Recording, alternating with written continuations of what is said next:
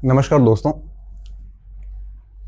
RPSC ने school व्याख्याता भर्ती परीक्षा की जो विज्ञापन था वो जारी कर लिया है और उसकी एग्ज़ाम डेट भी, जो टेंटेटिव एग्ज़ाम डेट है, वो भी ऑलमोस्ट जून जुलाई को बता दिया है।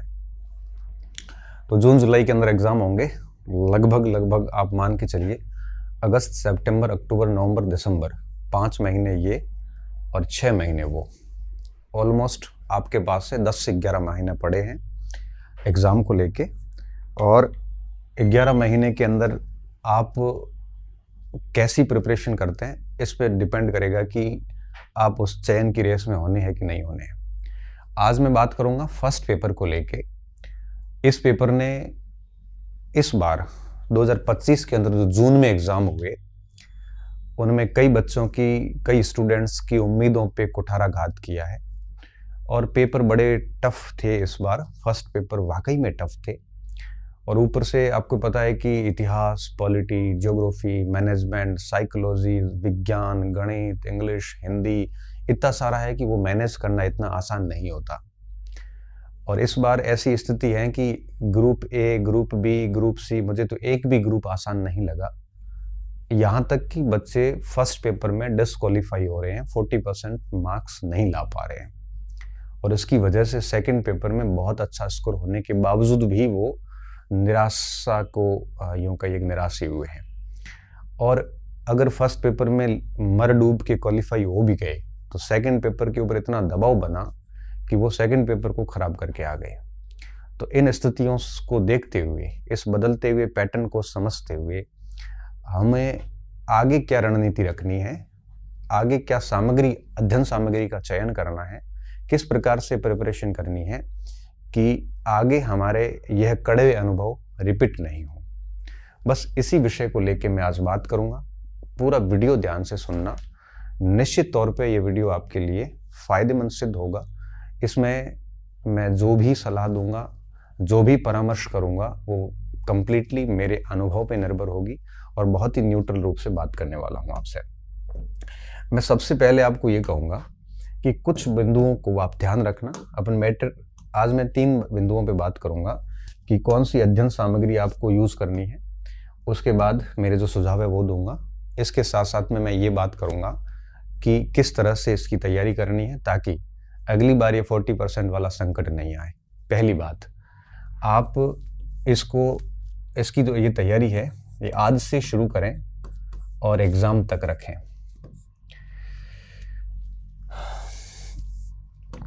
आज से ही शुरू करें और एग्ज़ाम तक कंटिन्यूसली रखें। हम पहले क्या गलती कर रहे थे, हम फर्स्ट पेपर को लास्ट में देखते थे, 2 महीने, 4 महीने। ये गलती इस बार मत करना। मैं आपसे बड़े अनुभव के साथ कह रहा हूँ, आज से एग्ज़ाम तक आप लगातार फर्स्ट पेपर को पढ़ते रहें। चाहे आप 2 घंटे ही पढ़ें, परंतु पढ़ें ज़रूर इसको। तो आज से ही आप इस पेपर को परीक्षा तक कंटिन्यूस रखें। पहले की तरह ये गलती ना करें कि उसको लास्ट में 2 महीने, 3 महीने, 4 महीने देखें। ऐसी गलती आपसे नहीं होनी चाहिए। ये बदलता पैटर्न ये कह रहा है। दूसरी बात, अभी 75 क्वेश्चंस आते हैं, ठीक है? तो प्रयास ये करें कि आप सारी तैयारी करें। अब आपका ये बहाना नहीं चलेगा कि मुझे गणित नहीं आती या इंग्लिश नहीं आती या विज्ञान नहीं आती। आप कोशिश करिए। आप पूरा भाग छोड़ना अब दुश्वार परेशानी का खड़ी कर सकता है, इसलिए प्रयास ये करें कि आप सारा कुछ तैयार करें। आप हमारे 3 साल पहले के अगर वीडियो सुनोगे, 2020 का वीडियो, तो उसमें हमने ये ज़रूर कहा है कि गणित छोड़ सकते हो आप इंग्लिश छोड़ सकते हो, परंतु अब हम उस बात पर वास्ता नहीं रख रहे क्योंकि वो उस समय का पैटर्न था, उस समय का ट्रेंड था, चल जाता था। लेकिन अगर आप आज के पैटर्न की बात करोगे तो अब हमें पैटर्न, उस बदलते पैटर्न को स्वीकार करना पड़ेगा, अन्यथा फिर से वही कहानी रिपीट होगी जो जून 25 में हुई। तो कोशिश कीजिए कि इस बार सारी तैयारी करें।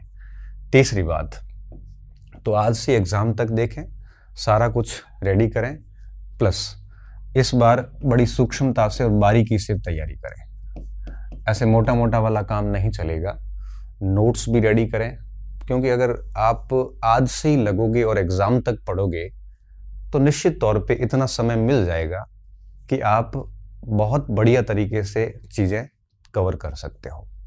ठीक है, तो इन 3-4 चीज़ों का ध्यान रखें, निश्चित तौर पे फर्स्ट पेपर आपका अच्छा जाएगा। और जहाँ तक समसामयिक जैसे बिंदु है, बस निरंतर पढ़ें इसको। अब अगर आप इसको निरंतर नहीं पढ़ेंगे तो आप लास्ट में कुछ भी मिलना नहीं है। बड़ी संतुलित तैयारी करें, सारे भागों को समय दें आप, और साथ में खुद पे थोड़ा विश्वास रखें। हालांकि विश्वास तब आएगा जब आप इस तरह से लगातार पढ़ोगे, सारा कोर्स पढ़ोगे, बारीकी से पढ़ोगे और संतुलित पढ़ोगे, तो कॉन्फिडेंस अपने आप आ जाएगा, आत्मविश्वास अपने आप बनेगा। ये तो बात होगी कुछ बिंदुओं की जो आपको ध्यान रखनी है। अब मैं बात करूंगा कि इसके लिए क्या क्या अध्ययन सामग्री उपयोगी रहेगी।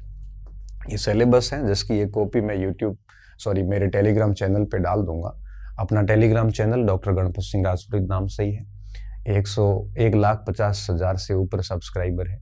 सब्सक्राइबर की संख्या आपको प्रभावित करने के लिए नहीं बता रहा हूँ, बल्कि इसलिए बता रहा हूँ कि मेरे नाम के कई चैनल है, परंतु सबसे बड़ा यही है, तो आपको आइडेंटिफाई करने में आसानी होगी। ये मत सोचना कि मैं आपको इम्प्रेस करने के लिए बता रहा हूँ, मुझे ऐसा इम्प्रेस करने की आदत नहीं है। सबसे पहले बात करते हैं इतिहास की। उससे पहले भी मैं आपको एक और बात बताऊं, मैं साथ में लिखता रहूंगा कि किस भाग से कितने प्रश्न आए हैं इस बार और कितने प्रश्न है वो रहेंगे, तो कैसे प्रिपरेशन करनी है। देखिए, इस भाग से 15 प्रश्न आए हैं। कितने? 15 प्रश्न रहे हैं, और इस 15 में से लगभग 5 प्रश्न इंडियन हिस्ट्री के रहे हैं, लगभग 7 प्रश्न राजस्थान के इतिहास के रहे हैं, और लगभग 2 से 3 प्रश्न संस्कृति के रहे हैं, राजस्थान का कल्चर। हालांकि संस्कृति बिल्कुल राजस्थान के इतिहास से जुड़ी हुई थी। तो 15 का मतलब 30 अंक, तो 150 में से 30 अंक का भारत और राजस्थान का इतिहास संस्कृति का भाग है। ये बड़ा महत्वपूर्ण पोर्शन है, और आप यूं समझ लीजिए कि आप इसको स्किप कर ही नहीं सकते। आप 150 में से 30 अंकों का पोर्शन छोड़ ही नहीं सकते, और आप ये भी नहीं कर सकते कि इंडियन हिस्ट्री छोड़ दें, बाकी के 8-9 नंबर का तैयार कर ले, वो भी नहीं कर सकते। आपको पूरा पढ़ना पड़ेगा। मैंने आपको स्टार्टिंग में ही कहा कि अब आपको संतुलित तैयारी करनी पड़ेगी और पूर्ण रूप से तैयारी करनी पड़ेगी। ये अब आपकी जरूरत भी है और मजबूरी भी है, ये समझिए इस बात को। अब बिंदु ये आता है कि इसके लिए आप कौन सी सामग्री को फॉलो करें। देखिए, पिछली बार मैंने आपको नाथ की किताब बताई थी, जहां तक मुझे याद है, और उस किताब से इस बार 10-12 सवाल हर ग्रुप के प्रश्न में से आए हैं। ठीक है, हालांकि कुछ जैसे लखनऊ की क्रांति वाला उन्होंने 4 जून दे रखा है, 30 मई है, उसको लेके बच्चों ने कई जगह विरोध भी किया, और बच्चों ने मुझे ये भी कहा कि सर उसमें उनके चक्कर में हमारे 2.66 गलत हो गए। हालांकि वो उनकी गलती भी नहीं, उन्होंने जहां से उठाया वो वहां से मिस्टेक हो गई है। ठीक है, तो अभी पूर्ण रूप से एक वो गाइड है जो चल रही है। अब वो चल रही है तो आप इसको चलने दीजिए। अगर आप अलग अलग किताबें कहोगे तो दिक्कत हो जाएगी। दिक्कत क्यों होगी? क्योंकि गुप्त काल और मुगल काल ये अलग किताबें आती है, स्वतंत्रता संग्राम अलग चलता है, ये सारा अलग चलता है। अगर आप मुझे कहोगे कि सर इंडियन हिस्ट्री के लिए कोई एक किताब बता दो, तो मैं आपको ये कहूँगा कि आप आर्य पढ़ लीजिए, और आर्य की जो किताब है इंडियन हिस्ट्री की, उसमें से ये सारे पॉइंट्स आप पढ़ सकते हो। ठीक है, और मुझे लगता है कि आर्य से प्रश्न बाहर नहीं जाएगा, और एक आधा होता है तो फिर उसका कोई इलाज नहीं है। ठीक है, अब बात रहती राजस्थान के इतिहास की। राजस्थान का इतिहास है वो, आप अगर ये सारा देखोगे तो अगर किताब की बात करोगे, मैं सारी चीज़ें बताऊंगा आपको, किताब भी बताऊंगा, गाइड भी बताऊंगा, और आपको साथ साथ में नोट्स की बात भी करूंगा।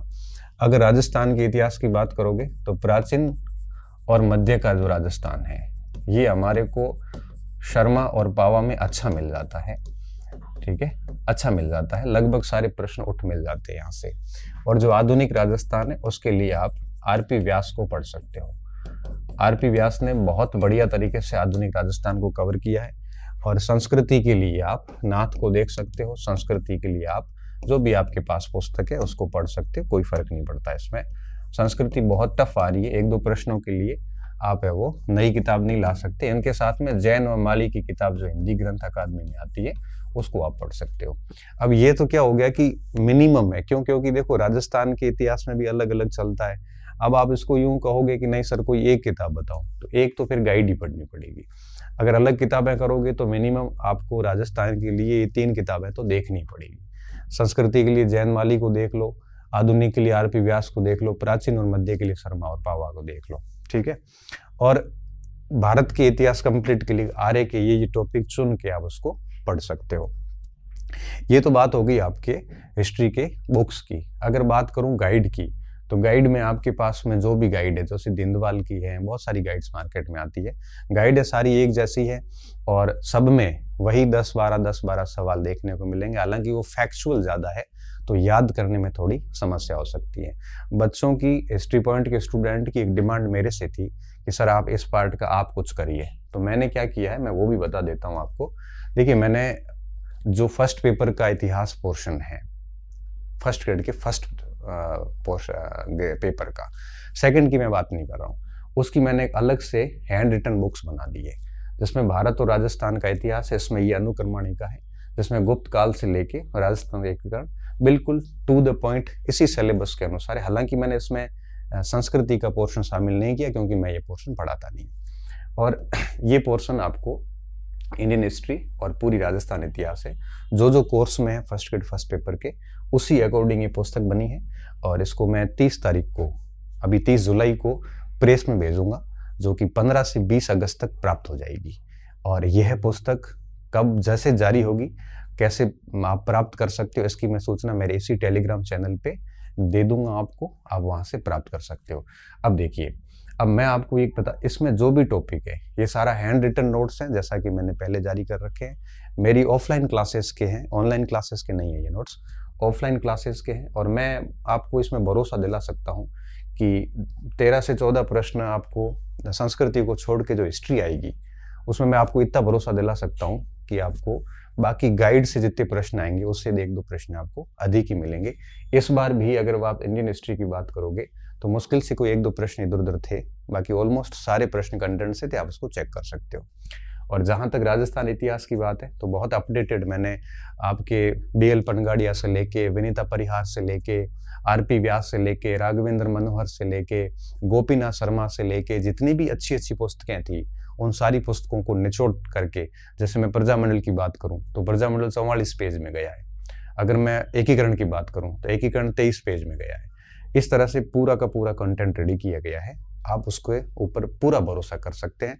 और ये किताब आपको 15 से 20 अगस्त के बीच में मिलेगी, क्योंकि ये फाइनल कर दी गई है और 30 तारीख को ये चली जाएगी प्रेस में, और 15 दिन से लगभग प्रेस में टाइम लगता है। तो अगस्त में आपको ये मिल जाएगी, तब तक आप धैर्य रख सकते हैं, तब तक आप कोई दूसरा सेगमेंट पढ़ सकते हैं। बड़ी सरल भाषा में की है, जिसको आपका रिव्यू आप ही दोगे बाद में। तो मैं ये कह सकता हूँ, अगर आप इस पूरे पोर्शन के लिए 15 नंबर का जो पोर्शन है उसके लिए आप इसको बिल्कुल फॉलो कर सकते हैं, मैं आपको विश्वास दिला सकता हूँ इसको लेके, ठीक है। तो एक तो ये बात होगी, और इसको हम कोशिश कर रहे हैं कि ऑनलाइन के साथ ऑफलाइन भी अवेलेबल करवा देंगे, ताकि आप तक जल्दी से जल्दी ये किताब पहुंच सके, ठीक है। ये हैंड रिटन है, मैं और बता देता हूँ, और इसमें बिल्कुल भी कंप्यूटर फॉन्ट नहीं है, ये लिखित है पूरा का पूरा, और मेरे क्लास नोट्स है सारे के सारे, ठीक है। आगे बढ़ता हूँ। अब बात आती मानसिक योग्यता परीक्षण की। यहाँ से देखिए गणित के प्रश्न आते हैं। देखो, ये मानसिक योग्यता परीक्षण और भाषा परीक्षण अलग अलग बिंदु हैं। हालांकि मैं आपको बता देता हूँ कि भाषा के ऊपर अपन बाद में आते हैं, पहले मैं गणित पे आता हूँ। गणित के यहाँ पे सवाल आ रहे हैं 10। कितने प्रश्न आ रहे हैं? 10 प्रश्न आ रहे हैं। और ये मानसिक योग्यता तो केवल नाम से है यहाँ पे। असल बात ये है कि ये लोग सांख्यिकी और ये जो गणित का ये पोर्शन है, क्षेत्र मिति है, यहाँ से प्रश्न दे रहे हैं। अब आप देखिए, यहाँ पे आर्ट्स के बच्चों ने मोस्टली जो आर्ट्स के बच्चे हैं उन्होंने इसको छोड़ रखा है, और इसी का परिणाम इस बार क्या हुआ कि 10 नंबर की 10 प्रश्न गणित के छूट गए। करंट बेहद टफ आया था तो 7-8 प्रश्न वहां छूट गए, और साइंस छूट गई, इंग्लिश छूट गई, ऐसे करते करते 30 का तो छूट गया। अब पीछे बच्चा कितना, 45-50। अब उसमें से 30 करने का बहुत दबाव रहता है, और यही कारण है कि लॉस हुआ। अब ये बहाना नहीं चलेगा कि सर मेरी गणित पहले से ही कमजोर है। अब मैं आपको यहाँ पे बहुत सही सलाह देता हूँ। जिसका गणित अच्छा है उनको अपने स्तर पे देख लेना, मैं उनसे कोई सलाह नहीं दूंगा। क्योंकि जिसकी गणित अच्छी है वो एक कमजोर गणित वाला व्यक्ति उसको सलाह देना ठीक नहीं है, क्योंकि मेरा गणित इतना अच्छा नहीं था। हालांकि एक समय था तब मेरा भी ठीक था, मैंने भी एसएससी सीजीएल दिए थे, मेंस दिया था, 2 मेंस दिए एसएससी का वगैरह का। मैंने भी सीडीएस के इंडियन मिलिट्री एकेडमी के एसएसबी दे के आया था, एसएससी पास किया, एसएसबी पास किया, मतलब सॉरी एसएसबी के लिए गया, आईएमए पास किया। गणित मेरा भी अच्छा था, बट ठीक है कि 15-16 तक हमने पढ़ा था, उसके बाद में बिल्कुल छूट गया। तो अभी हमारी गणित इतनी अच्छी नहीं रही। हालांकि 15-16 तक गणित ठीक थी, और फिर उसके बाद में जब फर्स्ट ग्रेड हुआ तो मैं उसमें गणित में कुछ नहीं कर पाया, क्योंकि उस गुरूर में था कि मैं कर लूँगा, लेकिन पढ़ा नहीं तो फिर वहाँ से कुछ भी नहीं हो पाया। बिना अभ्यास के गणित का एक भी प्रश्न नहीं हो पाता है। तो मैं यहाँ पे ये कहूँगा कि जिनका गणित अच्छा है वो तो अपना अच्छा ही गणित रखे और कोशिश करें 10 में से 7-8 सवाल निकालें।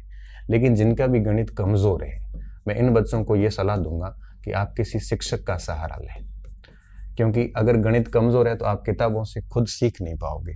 टीचर्स और शिक्षक ऐसा हो जो आपको सरल तरीके से पढ़ा सके। उसमें आपको थोड़ी रिस्क लेनी पड़ेगी, 2-3 कोचिंग्स के शिक्षकों को देखना पड़ेगा, जो अच्छे कोचिंग सेंटर है, कुछ यूट्यूब्स पे देखिए आप। मुझे नहीं पता कि इस समय गणित कौन अच्छी पढ़ाता है। मैं अगर कहूँगा कि मेरे सक्सेस पॉइंट में बैच है अमित तिवारी गणित पढ़ाता है, आप उसको भी देख लेना। अगर वो पसंद आया आपको तो उससे सीख लेना। गणित पसंद का मतलब चेहरे से नहीं है, आवाज़ से नहीं है, उस शैली से है कि वो शैली आप पकड़ पा रहे हो कि नहीं पकड़ पा रहे हो। तो कोशिश करना कि 2-3 शिक्षकों को देखो। इसमें आपके 1000 रुपये कहीं खर्च भी हो रहे हैं तो कर लीजिए, कोई इश्यू नहीं है। यूट्यूब पे उनकी क्लासेस देख लीजिए, 4-5 जगह क्रॉस चेकिंग करोगे ना तो आपको आइडिया हो जाएगा कि ये टीचर मेरे लिए ठीक है। तो गणित के लिए, स्पेशली गणित के लिए टीचर्स को आप सहारा लें, और टीचर से जैसे गणित के सारे बेसिक्स अच्छे हो जाते हैं तो मैं यही कहूँगा कि प्रतिदिन उसका अभ्यास करें। प्रतिदिन अभ्यास करें, भले एक प्रश्न ही मिलाए मगर करें ज़रूर। प्रतिदिन अभ्यास करें, और अभ्यास के लिए आप उन्हीं गुरुजी से आप कोई न कोई किताब पूछ लें कि सर इसकी कोई किताब बता दो। डेफिनेटली वो आपको किताब बता देंगे। अभी मैं अगर आपको कहूँगा कि आप आर.एस. अग्रवाल को पढ़ें या आप है वो यूएस शेखावत को पढ़ें तो फिर वो बातें फैक्स ही हो जाती है, क्योंकि कहना आसान है, करना बड़ा मुश्किल काम होता है। तो गणित के लिए मैं यही कहूँगा कि आप किसी भी शिक्षक को फॉलो करें और शिक्षक से पूरा गणित पढ़ें, उसके फाउंडेशन, उसका जो बेसिक्स हैं वो सारे नोट्स के रूप में लिखें, और टीचर से बात करके उसकी जो भी प्रैक्टिस सेट देंगे उसका कंप्लीट प्रैक्टिस करें। तो आप गणित के लिए किसी किताब की बजाय कोशिश करें कि आप टीचर पे डिपेंड हो जाए, और साथ में आप जो गणित जैसे बढ़िया हो जाती है आपकी, उसके बाद 9th 10th की जो किताबें हैं उनमें से जो प्रश्नावलियाँ आपके कोर्स में हैं उन प्रश्नावलियों को अच्छा कर लें। बाकी मैं आपको बताऊं, अगर गणित ठीक हो गई तो ये मानसिक योग्यता वगैरह जो है ना, ये अपने आप ही हो जाता है। इसके लिए आपको अलग से मेहनत करने की ज़रूरत नहीं है। तो ये जो 20 अंक हैं ये आप टीचर के भरोसे पे रहें, और अब आपको ऐसे शस्त्र डालना नहीं है कि नहीं मुझे गणित नहीं आती मैं छोड़ दूंगा। अगर आप ऐसा करोगे तो आगे फिर ये संकट गहरा जाएगा, जैसा कि 2025 में जून में आपके साथ हुआ। अभी स्थिति मैं बता रहा हूँ, ए ग्रुप के अंदर जो हिंदी वाला ग्रुप था, ज्योग्राफी वाला, उसमें फर्स्ट पेपर में मोस्टली वही बच्चे पास हुए जिनका मैथ अच्छा था। तो अब आप मैथ छोड़ नहीं सकते। बहुत कम ऐसे स्टूडेंट है जो मैथ के नहीं थे फिर भी मैथ फर्स्ट पेपर में क्वालिफाई हुए, बहुत कम स्टूडेंट है ऐसे। इसलिए आपको छोड़ना नहीं है, 2-4 टीचर्स ट्राई करने उसके बाद में, क्योंकि टीचर्स अच्छे समझा देंगे ना उसके बाद ही आप अच्छा अभ्यास कर पाओगे। अन्यथा आप गणित से किताबों से खुद करना बहुत मुश्किल सा हो जाता है, बहुत टाइम टेकिंग हो जाता है। इतना टाइम हमारे पास में नहीं है, तो ये काम कर लेना। इसके लिए कोई न कोई टीचर, अब आप कहोगे सर सजेस्ट करिए, तो मैं किसी भी टीचर को नहीं सजेस्ट कर सकता, क्योंकि मैंने किसी भी टीचर से गणित नहीं पढ़ी, और मैंने किसी भी टीचर से नहीं पढ़ी, शायद इसीलिए मेरा एसएससी में नहीं हुआ। अगर मैं किसी टीचर से उस समय गणित पढ़ लेता तो मुझे लगता है कि एसएससी में मैं अच्छा स्कोर कर सकता था। क्यों नहीं पढ़ा? क्योंकि उस समय ऑनलाइन माध्यम नहीं थे, ऑफलाइन एसएससी की कोचिंग दिल्ली में ही होती थी और इतना था नहीं। तो इस वजह से तो हो सकता है टीचर से पढ़ने से वो चीज़ें, अभी आपको भली वो बहुत ही मुश्किल लग रहा हो, लेकिन आप टीचर से पढ़ना शुरू करेंगे ना तो धीरे धीरे वो आपके लिए आसान होता जाएगा, बेसिक्स अच्छे होते जाएंगे। क्योंकि स्वीकार करिए, आप राजपत्रित अधिकारी बनने जा रहे हो तो आपको पढ़ना पड़ेगा और कोई ऑप्शन नहीं है आपके पास में। ठीक है, आगे बढ़ता हूँ। अब बात आती है हिंदी की। अब यहां से आते हैं 5 प्रश्न। कितने प्रश्न? 5 प्रश्न आते हैं। आप इसको भी नहीं छोड़ सकते। क्यों नहीं छोड़ सकते? क्योंकि हिंदी जैसा विषय है जो आपको पूरा सही करने की कोशिश करनी चाहिए। मुझे लगता है इसमें जैसे आपने 9वीं से 12वीं तक की जो किताब आती है उसको देख लिया, वहाँ से जो टॉपिक थे उससे यहाँ से बेसिक्स अच्छे कर लिए। उसके बाद में कोई एक किताब जैसे राघव प्रकाश हो गई, या फिर कोई आपके सुभाष यादव की किताब हो गई, ऐसे बहुत सारी किताबें आती हैं हिंदी की, दोनों में से इंदिरा अशोक है, कोई भी एक ले लेना है इसमें से, कोई भी एक, ठीक है। तो मैं होता तो ये ले लेता, सुभाष यादव की किताब। अब आपको करना क्या है, देखिए हम क्या करते हैं जनरली कि हिंदी तो हमें आती है, ऐसे करके हिंदी छोड़ देते हैं, हिंदी हम बाद में कर लेंगे। ऐसा बाद वाला मत करना। आप अपनी प्लानिंग में ऐसे सेट करना कि कम से कम हिंदी को भी टाइम मिले।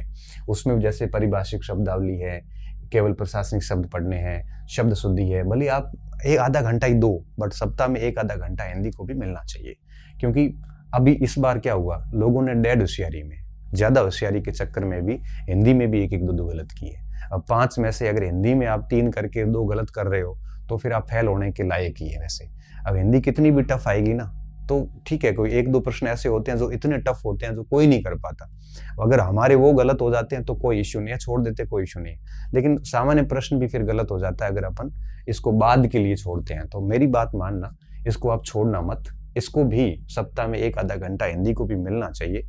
और हिंदी के लिए पुस्तक ले लो और उसको आप बढ़िया तरीके से साथ में पढ़ते रहें। ज़्यादा नहीं लेनी, 9 से 12th के टॉपिक पहले पूरे कर लो, और जो इसमें से नहीं मिलते वो यहाँ से पढ़ लो। 9th 12th होने के बाद में फिर आप इस पुस्तक को देख सकते हो। एक आधा घंटा देखोगे तो भी हिंदी आपकी अच्छी हो जाएगी और एक कॉन्फिडेंस बिल्ड होता है, क्योंकि सारे सब्जेक्ट पढ़े हुए होते हैं तो आपका आत्मविश्वास बहुत अच्छा हो जाता है। अगर 75 में से 15 प्रश्नों का अगर कंटेंट आपने नहीं पढ़ा है तो लास्ट में आपकी स्थिति ये होती है कि आपका कॉन्फिडेंस बहुत डाउन हो जाता है, क्योंकि आपको 60 प्रश्नों पे ही भागीदारी करनी है। करंट पे तो आपका वैसे भरोसा नहीं रहता। इसलिए हिंदी को इन दोनों से करना, सप्ताह में कुछ समय इनको मिलना चाहिए। अब आती जनरल इंग्लिश। यहाँ पे भी आपको पता है 5 क्वेश्चंस आते हैं।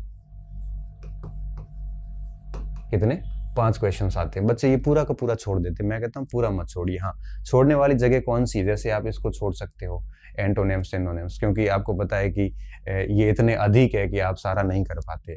आप वर्ड्स ऑफन कंफ्यूज्ड वाले कुछ बिंदु छोड़ सकते हैं, बाकी नहीं छोड़ सकते। लेकिन जैसे बेसिक टेंस है, एक्टिव पैसिव है, नरेशंस वगैरह है, आर्टिकल्स है, इनमें आप अगर माथापूड़ी करोगे तो 2-3 प्रश्न वो आप है वो, जैसे ये ऑफिशियल एंड टेक्निकल टर्म्स है हिंदी वर्जन, इसमें भी आप आराम से उत्तर कर सकते हो।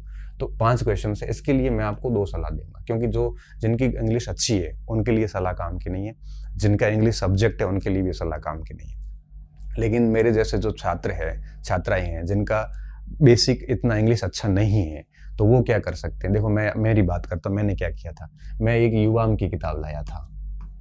युवाम की किताब थी जिसका नाम था एडवांस्ड इंग्लिश ग्रामर। वो मैंने ये सारे टॉपिक उसमें टिक किए थे, और उसकी बहुत बढ़िया से पीछे युवाम का उसका जो कंसेप्ट था, अवधारणाएं थी, वो भी पढ़ी थी। और इसके पीछे एक बहुत बढ़िया सी, यूं कहिए कि अभ्यास दिया हुआ है, वो पूरा अभ्यास मैंने किया था। ये 2 चीज़ें आप खुद से कर सकते हो। और युवाम का एडवांस इंग्लिश ग्रामर आता है। मेरे पास जो पुस्तक है वो शायद रेड कलर की है, शायद क्या कंफर्म रेड कलर की है। अब शायद वो कलर चेंज भी हुआ होगा, तो आप देखोगे तो आपको मिल जाएगी, ठीक है। तो इससे आप कर सकते हो, और ये सारे टॉपिक लगा लो, और आप कम से कम सप्ताह में 1-2 घंटे 3 घंटे आप इसको इंग्लिश को दीजिए। बिल्कुल छोड़ोगे तो हाथ से बाहर चला जाएगा। कॉन्फिडेंस आदमी का तभी बिल्ड होता है, आत्मविश्वास तभी बनता है जब कमजोर चीजों को हम अच्छा करते हैं। जो अच्छी है उनको अच्छा करने से आत्मविश्वास नहीं आता। आत्मविश्वास कब आता है? जब आपकी कमजोर पॉइंट आपने शानदार कर लिए, या बढ़िया कर लिए, या औसतन ला लिए, तो आप दूसरों से कभी कमतर नहीं रहेंगे और अंदर से अच्छे से भाव आएंगे। और ये बिंदु जो है, अगर जो कमजोर आपके पोर्शन है वो अगर आप सामान्य लेवल पे लेके आ गए ना, तो आपका जो बढ़िया पोर्शन है वो आपको लीड दिला देता है। अभी स्थिति क्या है? बढ़िया पोर्शन आपकी लीड दिला ही नहीं पा रहा है। क्यों? क्योंकि कमजोर पोर्शन पूरे छूट रहे हैं और वो आपको औसत पे भी नहीं ला पा रहा है। तो आप युवाम से कर सकते हैं। प्लस अगर आप चाहें तो आप इस दौरान साथ में शिक्षक का भी उपयोग, क्योंकि टीचर का उपयोग आप, जैसे साइंस का स्टूडेंट है तो टीचर का उपयोग वो 2-3 जगहों पे कर सकता है। जैसे हिस्ट्री पढ़ने में कर सकता है, या फिर पॉलिटी के लिए कर सकता है। अगर आर्ट्स का स्टूडेंट है तो टीचर का उपयोग वो गणित है, विज्ञान है, इंग्लिश के लिए कर सकता है। देखो, आप समझदार बनिए। अगर आपने पूरा बैच खरीद भी लिया है तो जरूरी नहीं है कि आपको सारे वीडियो देखने हैं। आपको वो सेगमेंट देखना है जो आपको कठिन लगता है। और ऐसा नहीं है कि आप जैसे एक कोचिंग का कोर्स खरीद लिया, एक दो और संस्थाओं का भी ले सकते हो, कोई फर्क नहीं पड़ता। 1000-1500 में आजकल सारे ऑनलाइन कोर्सेज मिल जाते हैं। ऑफलाइन तो कोचिंग जाना ही मत, आप समय मत खराब करना इस समय। अब जैसे 2-3 संस्थाओं के कोर्स ले लिए, 2-3 हज़ार में आ जाते हैं। अब देखो आप कहोगे सर इतने पैसे हम कहाँ से लाएं, तो देखो ऐसा है कि अगर आप जूस पीने भी बाहर जाते हो, चाय पीते हो, उसके भी 15 रुपए लगते हैं। आप कॉस्ट कटिंग कहीं और करिए, एजुकेशन पे खर्च करिए। आप एजुकेशन के ऊपर आप इतना कंजूस मत बनिए, क्योंकि भारत सरकार भी एजुकेशन पे कम खर्च करती है, हम भी कम खर्च करते हैं। हम बाहर जाके पार्टी कर लेते हैं 200-500 की, लेकिन 200-500 का किताब नहीं ले सकते। ऐसा नहीं करना है। 1000-2000 में कोई गरीब नहीं होता। और अगर आप ये नहीं लेना चाहते तो 2-4 साथी हो तो सभी एक संस्थान का कोर्स ले लो, फिर उसमें देख लो सबसे बढ़िया किसका है। आपको जो बढ़िया समझ में आ रहा है वो आप भी ले लो फिर, ठीक है, ऐसा कर सकते हो। जुगाड़ स्टूडेंट अच्छे से कर सकता है, मैं जानता हूँ। वो टेलीग्राम पे भी कोर्स ले लेता है 200-500 वाले, और ऐसे करके भी कर सकता है। 200-500 क्या 20 में भी दे देता है कोई कोई। तो टीचर्स को देखिए, उसमें से जो आपको अच्छा लग रहा है, उसकी भाषा जिसकी सरल आ रही है, तो उसकी सहायता से भी आप उसको कर सकते हैं। मैं आपको इतना कह सकता हूँ कि अगर व्यक्ति बच्चा ठान ले तो 5 या 6 महीने में इतना तैयार हो सकता है कि 75 आउट ऑफ 75 का सिलेबस तैयार कर सकता है। ये आपकी विल पावर पे डिपेंड करता है। आपने अगर मन से ठान लिया तो आप पूरा करोगे। अगर आप मन से हारे हुए और आपको लग रहा है कि नहीं होगा, तो फिर राजपत्रित अधिकारी नहीं बनोगे, क्योंकि मन में ये बात रख लेना कि अगर आप गेजेटेड ऑफिसर बनने जा रहे हैं तो निश्चित तौर पे आपको सिलेबस पूरा पढ़ के जाना पड़ेगा। तो ये बात हो गई इसकी इंग्लिश की, और टीचर्स की मैंने बात साथ में कर ली। टीचर का नाम क्यों नहीं बता रहा हूँ, क्योंकि मुझे जो अच्छा लग रहा है हो सकता है आपको नहीं लगे। सबकी रिक्वायरमेंट अलग अलग होती है। किसी को तेज बोलने वाला अच्छा लगता है, किसी को सौम्य बोलने वाला अच्छा लगता है, किसी को पीपीटी वाला अच्छा लगता है, किसी को खाली बोर्ड वाला अच्छा लगता है। सबकी अलग अलग रिक्वायरमेंट होती है। तो आप खुद समझदार, इतने तो आप विवेकपूर्ण हो ही गए हैं कि 4-5 टीचर्स को देख लीजिए यूट्यूब के ऊपर, बच्चों से सजेस्ट ले लीजिए, और उसके बाद में एक आधा पसंद करके 2-3 दिन में उसका कोर्स लेके काम शुरू कर दीजिए। अब बात आती है करंट अफेयर्स की, ठीक है। करंट अफेयर्स के लिए देखिए प्रश्न आते हैं लगभग आपके करंट अफेयर में 10-10 सवाल आए इस बार।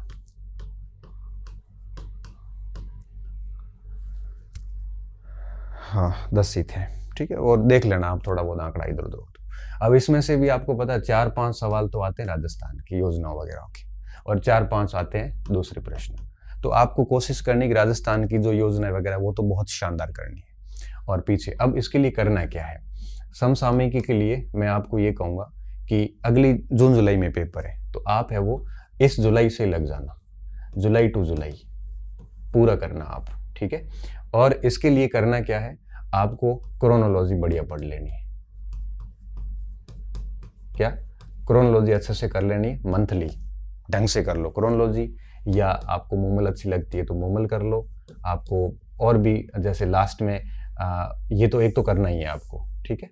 इसके साथ में लास्ट में विनोद स्वामी या आजकल ज्ञान सरोवर से रवि कुलरिया हमारे मित्र है, वो भी अच्छी करंट अफेयर जारी कर रहे हैं, तो उनका एक लास्ट में कोई विशेषांक आएगा, और हो सकता है कि लास्ट में मैं भी कोई विशेषांक जारी कर दूं। ये तो मेरे मूड पे होता है, तो अगर वो भी करता हूं तो वो भी पढ़ लिख लेना। क्योंकि अगर आप मंथली क्रोनोलॉजी या मूमल से मंथली जो करंट अफेयर है ये अगर देखते रहोगे, देखो डेली करंट अफेयर के पक्ष में मैं कभी नहीं रहा। आप साप्ताहिक क्लास कोई देख सकते हैं, जैसे मैं ले रहा हूं तो आप देख सकते हो, या कोई और भी ले रहा है इसके अकॉर्डिंग तो आप ले सकते हो। और मंथली तो आपको पढ़ना ही पढ़ना है। तो मंथली या वीकली करंट अफेयर करते रहो आप, डेली के मैं पक्ष में नहीं हूं। और ऐसे करते करते आप परीक्षा तक मंथली चलते रहो। अब आपको क्या करना पड़ेगा, जब लास्ट में परीक्षा आएगी उस समय ये विशेषांक आ जाएंगे। उस समय मुझे लगता है कि सारे विशेषांक लेके आ जाओ, ठीक है। अगर मैं जारी करता हूं तो मेरा भी ले सकते हो आप, क्रोनोलॉजी और विनोद स्वामी जारी करेगा, ज्ञान सरोवर वाले भी कर लेंगे मुझे पता है। तो ये 2-3 सारे ले लो और एक दिन में सारे देख लोगे। क्यों देख पाओगे, क्योंकि आपने वर्ष भर का करंट पूरा पढ़ रखा है, तो डेफिनेटली पूरा पढ़ रखा है, तो फिर आपको विशेषांक को पढ़ने में ज्यादा समस्या नहीं आएगी। और भी कोई आपकी नजर में हो तो कई सारी संस्थाएं पढ़ाती है, कई सारे कोचिंग सेंटर करंट पढ़ाते हैं। तो मैं ये कहूंगा कि करंट के लिए बहुत ज्यादा कुछ नहीं करना है। मैं सिर्फ यही कहूंगा कि करंट के लिए आपको वीकली या मंथली आप एक देख सकते हो, और रेगुलर पढ़ना परीक्षा तक, और फिर लास्ट में विशेषांक पढ़ोगे तो आपको समझ में भी आ जाएगा और याद भी हो जाएगा। अभी हम क्या कर रहे हैं, अभी यार ये कर रहे हैं कि लास्ट में विशेषांक के ऊपर माथापौड़ी कर रहे हैं। विशेषांक में हमें ग्लूटिन करने पड़ते हैं, कई सारे बिंदुओं को हटाना पड़ता है, क्योंकि अगर आपको सारा करोगे तो किताब बहुत बड़ी हो जाती है, तो लास्ट में 1 महीने में पढ़ नहीं पाते। अब विशेषांक को छोटा कर लेते हैं तो कई सारी चीजें काटनी पड़ती है, तो काटी हुई चीजें कई बार परीक्षा में आ जाती है, ये दिक्कत आती है। तो आप साल भर का पढ़ते रहोगे तो लास्ट में 5-7 दिन जो भी मैगजीन साल भर में पढ़ी उसको लास्ट में आप एक बार फिर से पूरा रिवीजन करके एक विशेषांक देख सकते हो। करंट के लिए सबसे अच्छा उपाय यही है, इससे बढ़िया कुछ नहीं हो सकता। मंथली में करोगे तो बढ़िया रहेगा, और अगर आप सोच रहे हो लास्ट में 2 महीने करोगे तो लॉस ही होगा, 10 में से 4 सवाल भी नहीं कर पाओगे। बस यहीं पे आपको काम करने की आवश्यकता है। देखो सिलेक्शन तब होते हैं जब हम वो पोर्शन करते हैं जो बाकी दुनिया छोड़ रही है। जो आप कर रहे हो, दुनिया सारा कर रही हो, आप भी कर रहे हो, तो कुछ नया नहीं। ये पोर्शन दुनिया छोड़ती है, गणित छोड़ती है, विज्ञान छोड़ती है, मैं कहता हूँ ये मत छोड़िए आप। अब आगे बढ़ते हैं। अब आती है बात सामान्य विज्ञान की। विज्ञान के प्रश्न आते हैं 5, पॉलिटी के आते हैं 5। ठीक है, अब 5 प्रश्न विज्ञान के आते हैं। मैं कहूंगा कि इसमें जो साइंस के बच्चों की बात नहीं कर रहा हूँ इस जगह पे, ये आर्ट्स वालों के लिए चुनौती होती है। आपको ये छोड़ना नहीं है। देखो आप किसी अच्छे शिक्षक से पढ़ सकते हो, और साथ में आप 9th व 10th के जो टॉपिक हैं उनको आप अच्छे से देख सकते हो। बाकी कोई गाइड सजेस्ट इस बार मैं नहीं करूंगा। क्यों? क्योंकि गाइड में मामला बैठ नहीं रहा है, सही बात तो ये है। तो आप कोई टीचर्स, अब देखो टीचर्स से मैंने आपको 3 पोर्शन सजेस्ट किए हैं। आर्ट्स वालों के लिए साइंस का पोर्शन, इंग्लिश का पोर्शन और आपके गणित का पोर्शन, ये आप तीनों शिक्षक से पढ़ सकते हो बढ़िया नोट्स बना के। और ये एक और चीज ध्यान रखना, जो पोर्शन आपकी कमजोर है वो आज से शुरू कर दो, ताकि कोशिश करो कि अगस्त सितंबर तक ये कमजोर पोर्शन आप पहले कर लो जो आपके कमजोर है, और जो आपके मजबूत है वो आप बाद में करना शुरू करना। बाद का मतलब 3-4 महीने बाद, तो आपका एक अच्छा सा कॉन्फिडेंस बिल्ड हो जाएगा। और 9 देखो पहले टीचर से समझ लो, फिर 9-10th की किताब पढ़ के और शॉर्ट में नोट्स बना दो।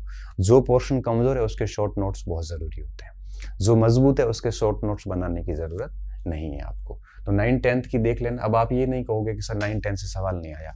देखो नहीं आया तो जरूरी नहीं कि आगे भी नहीं आएगा, और टीचर से पढ़ के फिर 9-10th पढ़ोगे। इस बार 9-10 में हालांकि सवाल आए, ऐसा नहीं कि नहीं आया, 5 में से 3-4 तो आए आए हैं। ठीक है, एक आधा इधर उधर हो जाता है तो फिर उसका कोई इलाज नहीं है। तो कोशिश करिए कि ये 9-10th की किताब टीचर्स के साथ में पढ़ लो आप, और फिर नोट्स बना दो। अगर टीचर्स नोट्स दे रहा है तो अच्छी बात है कि वो नोट्स लेके और फिर 9-10th के साथ में उसको अपडेट कर लो। तो ये काम आप करना है। अब टीचर्स कैसे चुनना ये मैंने आपको बता दिया, 2-3 कोचिंग्स के साथ में तुलना करके, और जो खूब सारे पढ़ाते सबको सब पता होता है। और हालांकि मैं यहाँ पे मेरा प्रचार नहीं करूँगा, बट मैं इतना ज़रूर कहूँगा कि सक्सेस पॉइंट पे भी बैच है, और ये बैच हम लगभग 15 तारीख के आसपास नया शुरू करेंगे। ऑफलाइन रिकॉर्ड नहीं होगा, स्टूडियो रिकॉर्ड ही रहेगा। तो 15 तारीख से ये सारी ज्योग्राफी, इकोनॉमिक्स वगैरह जो भी है, सॉरी साइंस वगैरह, ये सारी नई भी करेंगे और रिजनेबल रेट रखेंगे। तो आप उनको भी देख लेना, अगर आपको पसंद आए, डेमो डाल दूंगा सारों के, पसंद आए तो ले लेना। बाकी और भी कई संस्थाएं, मैं संस्थाओं का कोई नाम नहीं लूंगा यहाँ पे, वो उनसे भी आप देख लेना और ट्राई कर लेना। बाकी 3 पोर्शन आप जरूर शिक्षक से करने की कोशिश करना। तो ये बात होगी साइंस में टीचर और 9-10 की क्लास। गाइड कोई काम की यहाँ पे मुझे लगी नहीं, और जिसमें है तो बहुत इतना लिखा हुआ है कि केवल एक विज्ञान थोड़ी पढ़नी है। अब 1-2 किताबें मैंने ऐसी देखी जिसमें 150 पेज में साइंस लिखी हुई है। अब 150 पेज की साइंस पढ़ेंगे तो 5 प्रश्नों के लिए तो फिर यार 9 सब्जेक्ट तो ये पढ़े और सेकंड पेपर तो पूरा ही बाकी पढ़ा है। तो ऐसे में आप उलझना मत, ठीक है। अब बात रहती पॉलिटी की। तो पॉलिटी के लिए आपको टीचर्स की जरूरत रहती नहीं है। आप बौद्धिक प्रकाशन का जो आता है पॉलिटी का पोर्शन, वहाँ से ये 500 टॉपिक टिक टिक करके पढ़ सकते हो। और साथ में अगर आपने लक्ष्मीकांत पढ़ी है तो लक्ष्मीकांत अब काम की नहीं है। क्यों? क्योंकि फैक्ट नहीं, और आरपीएससी पूरी फैक्ट बेस पे चलती है। इसमें भी आप बढ़िया टेबल बना सकते हो, अच्छे कमीशन बोर्ड वगैरह के चार्ट बना सकते हो, इनके संगठन शक्तियों को समझ सकते हो। पॉलिटी का पेपर तो ऐसा आ रहा है, पता नहीं कहाँ से आ रहा है। बावजूद उसके आप फिर भी मेहनत करना, ताकि 2-3 प्रश्न पकड़ में आ जाए, तो ये आपकी एक प्रकार से फॉर्चुनेटी है वो। तो बौद्धिक प्रकाशन से आप देख सकते हो। इसके अलावा भी कोई आपके पास किताब है या कोई नोट्स हैं तो आप उसको देख सकते हो, मैं मना नहीं करूँगा, ठीक है। अब बात आती है लास्ट में साइकोलॉजी, मनोविज्ञान है, प्रबंधन और परिदृश्य और ये वगैरह वगैरह। अब देखो साइकोलॉजी के प्रश्न आते हैं 5। अब 5 प्रश्नों के लिए मुझे लगता है कोचिंग वगैरह नेसेसरी नहीं है। आप कोई भी किताब देख सकते हो, आपके पास पहले से किताब होगी, क्योंकि आप नए बच्चे तो हैं नहीं। अब यहाँ पे आप सिकवाल को देख सकते हो, काफ़ी सरल भाषा में लिखी हुई है। यहाँ पे आप साइकोलॉजी के लिए इंग्लिश मीडियम के बच्चे लकी आहूजा को देख सकते हैं, लकी आहूजा को देख सकते हैं। इसके अलावा किसी के पास धीर सिंह की किताब है तो वो धीर सिंह को देख सकता है, किताब देख सकता है। और भी कोई किताबें मार्केट में खूब सारी आती। मुझे लगता है कि 5 प्रश्नों के लिए कोई बहुत अधिक माथापौड़ी की आवश्यकता नहीं है। हाँ, मैं इतना ज़रूर कहूँगा कि किताब और अभ्यास कर लोगे तो ये खुद ही हो जाएगा, कोचिंग की ज़्यादा नीड नहीं रहती आपको इस पोर्शन में। तो इसमें ये 2-3 देख लो और भरपूर इसका अभ्यास कीजिए और आराम से इसको कर लोगे, क्योंकि 5 में से 2-3 प्रश्न समझ आधारित होते हैं। अगर आप ये कोई भी किताब पढ़ लोगे तो इतनी अंडरस्टैंडिंग हो जाएगी कि 5 में से आप 2-3 सवाल निकाल लोगे। 1-2 फैक्चुअल होते हैं तो वो फैक्चुअल भी लगभग मिल जाते हैं। फिर आता है टीचिंग मैनेजमेंट। देखो, मैनेजमेंट के लिए कई सारी गाइड है। कोई भी गाइड आप एक गाइड लेके पढ़ सकते हो, किताबें पढ़ने की जरूरत नहीं है। और ऐसी गाइड भी मत लेना जो 300-400 पेज की हो। तो इसमें शैक्षिक प्रबंधन और शैक्षिक परिदृश्य, इसके लिए मैं आपको बताऊं कि मेरा पढ़ाया हुआ भी पढ़ा है हिस्ट्री पॉइंट के ऊपर, आप उससे पढ़ सकते हो। इस बार सारे सवाल थे वहाँ से, हालांकि मैंने बहुत छोटा पढ़ाया है, 34 क्लासेज ही हैं, लगभग 30 पेज का वीडियो बनता है और 30 पेज में मैंने इस बार कोई प्रश्न बाहर नहीं देखा, लगभग बैठ गए थे। कुछ समझ आधारित होते तो अलग इश्यू है, तो वो आप कर सकते हो। और हिस्ट्री पॉइंट से वो 34 क्लासेस देख के शॉर्ट नोट्स बना सकते हो। और या फिर कोई नाथ की या फिर कोई और भी मार्केट में गाइड आई भी हो तो अन्य कोई भी गाइड ला के देख सकते हो। इनके लिए ऑथेंटिक पुस्तकों की ओर जाने की आवश्यकता बिल्कुल भी नहीं है। अब बात आती है राजस्थान के भूगोल की। राजस्थान के भूगोल के भी 5 से लेके 8 प्रश्न आ रहे हैं। इस बार ज़्यादा प्रश्न थे, 8 से 10 प्रश्न थे, तो 8 से 10 प्रश्न आते हैं। ठीक है, कुल कितने हो गए? काउंटिंग में बढ़ तो नहीं गए? देखो 10 और ये इसके 5 प्रश्न, इसके भी 5 प्रश्न आते हैं।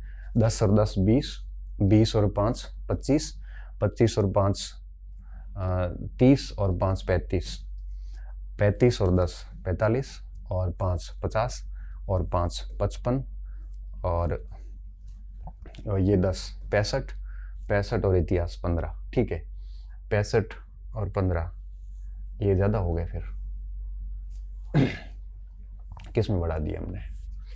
देखो मैं वापस काउंट कर लेता हूँ। 15 हिस्ट्री के हो गए और 10 गणित के हो गए, 25 हो गए 10 गणित के, और ये 10 हिंदी इंग्लिश के, 25 और 10 35 हो गए। 35 के बाद में करंट के 10 45 हो गए, 45 और 15 इन तीनों के मिला के, विज्ञान, राज्य व्यवस्था और भूगोल, 45 और 15 हो गए 60 और 15 यहाँ से 60 और 15 हो गए 75। ठीक है ना, हो गया बराबर। तो 8 से 10 सवाल इसमें आ जाते हैं। ये होने यहाँ 5 चाहिए, लेकिन किसी पोर्शन में 2-3 प्रश्न कम कर दिए जाते हैं, जैसे गणित में 8 कर दिए, तो इस तरह से कई बार थोड़ा बहुत हो जाता है। तो ये 8-10 प्रश्न इसमें से आ जाते हैं। अब मैं बता दूं, इसमें आपको ओल्ड और न्यू की कहानी में ना फंसे आप, क्योंकि इस बार जितना भी था ओल्ड ही था, तो आपको कोई भी नई गाइड लाके पढ़ लेना है। संजय चौधरी की किताब अच्छी है ज्योग्राफी के लिए, ठीक है, संजय चौधरी की किताब आती है, अच्छी किताब है। अगर आप वो पढ़ते हैं तो भी ठीक है। अगर आपने नाथ पढ़ ली है तो मैं इसको भी गलत नहीं मानता। अगर आप दीनदयाल को पढ़ रहे हैं तो दीनदयाल भी ठीक है, जो भी आपको ठीक लगती है। बस एक ही गाइड लेना, कोई भी गाइड हो आपके पास है तो वो पढ़ते रहो, और नए और पुराने में बिल्कुल मत फंसना। क्यों नहीं फंसना है? क्योंकि आज की तारीख में कुछ भी नया पुराना नहीं है, सारा ही पुराना ही पूछ रहे हैं। बस इतना ध्यान रखना है कि कौन से जिले बने हैं, किस जिले से बनाया है, क्या बना है, बस थोड़ा सा पॉलिटिकली मैप दिमाग में रखना। इससे ज़्यादा कुछ भी माथापौड़ी नहीं करनी। इस पोर्शन को बहुत बढ़िया तैयार करना, क्योंकि ये पोर्शन ऐसा है जहाँ से आप पूरे सवाल निकाल सकते हो। बड़ा शानदार पोर्शन है। तो भूगोल के लिए इनमें से कोई एक गाइड लेके पढ़ लेना। हरिमोहन सक्सेना वगैरह अपडेट नहीं है तो फिर अपडेट नहीं है तो सिंपल सी बात है कि वो डेटा वगैरह सारा पुराना, तो आपको पढ़ने में उस पर भरोसा भी नहीं हो पाएगा। गाइड अच्छी है, गाइड है क्यों है कि कम से कम अपडेटेड होती है। तो टीचिंग मेथड, शैक्षिक परिदृश्य, इसके लिए आप मेरे नोट्स भी देख सकते हो, मेरा कोर्स भी देख सकते हो। उस पर 700-750 रुपये का ज़्यादा है नहीं वहाँ पे, और हालांकि उसमें अपडेट की आवश्यकता नहीं है, फिर भी कहीं ज़रूरत हुई तो मैं जनवरी में इसमें कुछ पॉइंट्स इधर हुए तो मैं उसको अपडेट कर दूंगा। अगर आप गाइड देखते हैं तो गाइड देख सकते हो आप। मनोविज्ञान का मैंने बता दिया, सिकवाल वगैरह में इनमें जो भी आपको ठीक लगता है वो देख लेना। विज्ञान का मैंने बात कर ली, पॉलिटी की बात कर ली, ऑलमोस्ट सारी बातें हो गई। अब मैं आपको यही कहूँगा कि अब इसको लगातार परीक्षा तक इसको आपको बना के रखना है। और मैं यहाँ पे और बिंदु कह दूंगा, जहाँ तक कोचिंग की बात है, तो कोचिंग आप उन पोर्शन की ले जो आपके कमज़ोर है। पूरी कोचिंग लेना मूर्खता है। कमज़ोर पोर्शन है उनको ऑनलाइन पढ़ ले, ठीक है। ऑफलाइन जाना इस समय बिल्कुल भी ठीक नहीं है, क्योंकि फालतू समय खराब करना। ऑफलाइन कोचिंग तब होती है जब आपको कम से कम 1-2 साल का टाइम मिले। अब यहाँ पे 7-8, 8-10 महीने बाद एग्जाम है और आप इस समय कोचिंग जाएंगे तो ठीक नहीं है। तो ऑनलाइन आप देखिए, ऑनलाइन में भी वो पोर्शन देखिए जो कमजोर पोर्शन है। जैसे आर्ट्स का बच्चा है, गणित नहीं आता, विज्ञान ने इंग्लिश, इन तीनों की वो कर सकता है। साइंस का स्टूडेंट है तो साइंस का स्टूडेंट जैसे आपके हिस्ट्री नहीं आ रहा तो हिस्ट्री पढ़ सकता है, पॉलिटी नहीं आ रहा तो पॉलिटी पढ़ सकता है। हालांकि पॉलिटी पढ़ना नहीं पढ़ना एक जैसा ही हो रखा है। तो जिसका जो पोर्शन कमजोर है उसको उसी पोर्शन की कोचिंग करनी चाहिए। और जनरली मुझे पता है कि 75 में से 40-50 का सबका ही अच्छा होता है, 20-25 का ही कमजोर होता है। वो 20-25 कोचिंग कर लो आप। इतनी समझदारी आप में जरूरी है। और एक और बात, इसमें जो पोर्शन आपके कमजोर है वो आप आज से ही शुरू कर देना। कमजोर पोर्शन आज से ही स्टार्ट कर देना, ताकि पहले इनको निपटाओ और बाद में आप है वो अपने मजबूत स्थिति पे आओ। जनरली हम क्या करते हैं, हम वो पढ़ते हैं बार बार जो हमारा मजबूत है, और इसका नुकसान होता है सीधा, ठीक है। तो और बाकी रही बात, अब बच्चे कहते हैं सर कोई एक गाइड बताओ। अब एक गाइड में काम चलेगा नहीं, अब आपको ये सारी चीज़ें रखनी पड़ेगी। और ये सारे पॉइंट्स हो गए हैं मेरी तरफ से कवर। अब मुझे लगता है कि इसमें कोई डाउट्स नहीं बचा। तो हिस्ट्री के लिए मैंने आपको ये सजेस्ट किया मेरे वाला, जो आपको 10-15 दिन का वेट करना पड़ेगा। और जो भी गणित है, गणित के लिए टीचर्स चीज़ें पढ़िए, उसका अभ्यास कीजिए, लास्ट में 9-10 देख लेना। और सामान्य हिंदी के लिए 9वीं-10वीं की किताब और एक सुभाष यादव की देख लेना। जनरल इंग्लिश के युवाम की देख लेना, टीचर्स का सहायता ले सकते हो। करंट के लिए आप आज से शुरू हो जाना और लास्ट एग्जाम तक कंटिन्यूसली पढ़ते रहना। मंथली मैगजीन्स कोई भी एक देखते रहना, चाहे क्रोनोलॉजी, मूमल, मुझे क्रोनोलॉजी ठीक लगती है, सबसे अच्छी क्रोनोलॉजी लगती है मुझे। आपको मूमल लगती है तो आप वो पढ़ लेना, कंटिन्यूसली पढ़ना। और लास्ट में जो 2-3 विशेषांक जारी करते हैं लोग, उनको पढ़ सकते हो। और आपको लगता है मेरी क्लासें आपको ठीक लगती है, करंट की जो अपनी यूट्यूब पे सीरीज चल रही है वो भी आप देख सकते हो, और आपकी इच्छा है उसके ऊपर। हालांकि वो कोई लॉस नहीं करेगा, वो आपको, मैं वैसे भी मंथली 1 या 2 क्लासें लेता हूँ, आप उसको देख सकते हो, मेरा विशेषांक भी देख सकते हो और ये भी देख सकते हो आप, ठीक है। तो मिनिमम क्या करना है, मंथली क्रोनोलॉजी या मूमल वो तो पढ़ते रहना और लास्ट में विशेषांक देखना, इतना मिनिमम आपको करना ही है। फिर विज्ञान के लिए किसी टीचर का सहायता ले लीजिए और 9-10 की बुक्स का सहायता ले लीजिए आप, ठीक है। और राज्य व्यवस्था के लिए बौद्धिक प्रकाशन या किसी के नोट्स पढ़ते हो तो वो भी ठीक है। शिक्षा मनोविज्ञान के लिए इनमें से कोई किताब और नोट्स ले लेना। बाकी वो मैंने ये बता दिया आपको, शैक्षिक प्रबंधन और शैक्षिक परिदृश्य, इसके साथ ट्रेजेडी क्या है, इन सारी गाइड्स में 300-300, 400-400 पेज डाल दिए और मैंने 30-35-40 पेज में ही वो सारा काम निपटा दिया है। तो लगभग प्रश्न भी वहीं से बन जाते हैं, तो मुझे लगता है कि ये भी ठीक है। और राजस्थान का भूगोल है, इसमें ओल्ड न्यू कुछ नहीं है, ये देख सकते हो। और इसके अलावा कई सारी कोचिंग के अच्छे नोट्स भी आते हैं भूगोल के, तो वो नोट्स भी आप देख सकते हो, ठीक है। तो देखे जा सकते हैं। स्पेशली मैंने देखा विजय सियाग के अच्छे नोट्स आते हैं राजस्थान भूगोल के, तो उसको कोई पढ़ रहा है तो मुझे लगता है इनकी भी ज़रूरत नहीं, तो बढ़िया तरीके से किया जा सकता है। और ये सारे प्रयास करोगे अगर परीक्षा तक, तो मैं विश्वास के साथ कह सकता हूँ कि आप आराम से 40-45 प्लस जाओगे, और ये अपने आप में बहुत शानदार स्कोर होता है, ठीक है। तो उम्मीद कर रहा हूँ मैंने आपकी सारी क्वेरीज क्लियर कर ली होगी।